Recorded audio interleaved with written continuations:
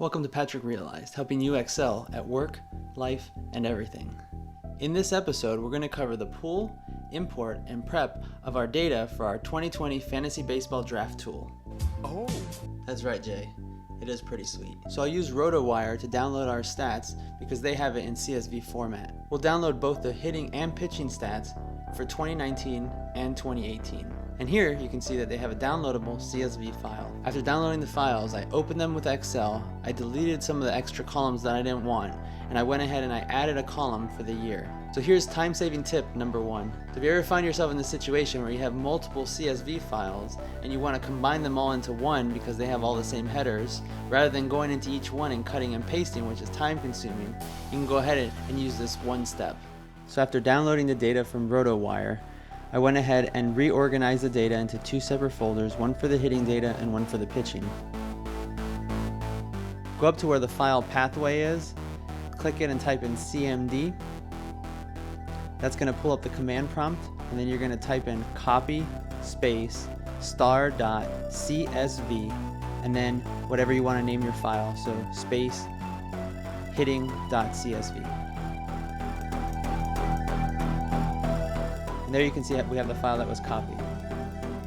I'm going to go into the other folder, do the same thing, type in CMD, copy star.csv space pitching.csv, enter. So after combining those files, I went ahead and put the pitching and hitting CSV files in a folder on my desktop called CSV. Now let's jump into Excel and create a data connection between our data and Excel. You go to the Data tab, click on From Other Sources, and then go down to From Microsoft Query. You'll choose your data source. In this case, I've already set it up as the CSV file on my desktop. Then you'll see that we have the 2 files in there with all of our pitching and hitting stats and all of the columns that are associated with them. So I'm just going to go ahead and import all of it.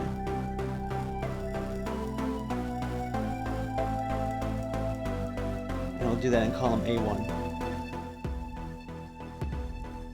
And then we'll click on column P1 and repeat the process.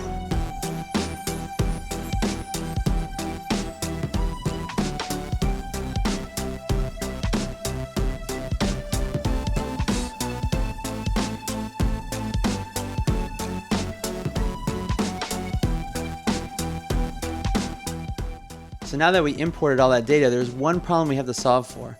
When we merged our files together, now we have 2 headers, one at the top, which gives you all the actual labels, and the second one would be somewhere in the middle of the data. So we're going to go ahead and eliminate that through the connection string. So as long as you're clicked somewhere on the table, you can either go up to the Data tab or the Design tab and click the Properties tab. Then you're going to click on the Connection Properties. Go to the Definition tab, and then edit the command text. Since we're editing the player column, we're going to add a where clause at the bottom, where pitching.player is not equal to player, and you need to put it in single quotations.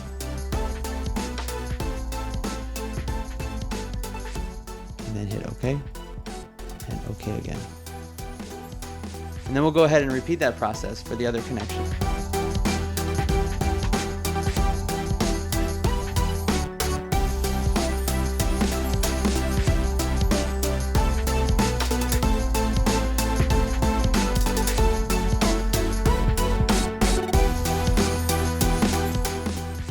So the great thing about setting up data connections is that now the tables are refreshable. Just right-click anywhere on the table and click the refresh button. Or you can go to the Data tab and hit Refresh All. Alright, so we're inching closer to our 2020 Fantasy Baseball Draft Kit. We have our basic design, and then we also have the 2018 and 2019 historic stats inside of the Excel. So I think on the next one, I'm going to go ahead and set up all the rounds, whether it's a snake draft or I don't even know what the other style is called, but the non-snake draft. We'll go ahead and get those set up, and I'll try to make it for 25 rounds or interchangeable. If you have more rounds or less rounds, you'll be able to adjust that. So like I said before, please go ahead and leave comments down below so I can get some feedback on it and see if I can add in things that you might want in there. Alright, I look forward to seeing you on the next one.